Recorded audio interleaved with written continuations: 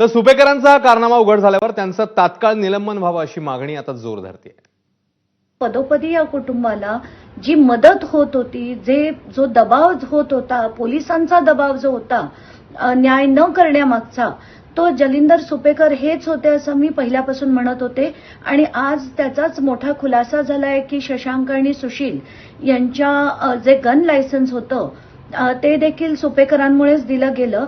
तर मला असं वाटतं की अशा अधिकाऱ्यांना तात्काळ सस्पेंड केलं पाहिजे किंवा त्यांना कंप्लीट साईड पोस्टिंग दिली पाहिजे की त्यांच्यावर इन्क्वायरी झाली पाहिजे आणि त्यांना शिक्षा देखील झाली पाहिजे। एका बाजूला आरोपींचे मामा हे पोलीस यंत्रणेमध्ये मोठ्या उच्च पदावरती, दुसरीकडे महिला आयोग, त्याचबरोबर तिसरीकडे हगवणे कुटुंब हे एका सत्ताधारी पक्षाचे पदाधिकारी। देवेंद्र फडणवीस साहेबांना माझी विनंती आहे की वैष्णवी हगवणेंच्या आत्महत्येची केस ही सीआयडीकडे वर्ग करण्यात यावी, जेणेकरून तपास हा पारदर्शकपणे आणि योग्य दिशेने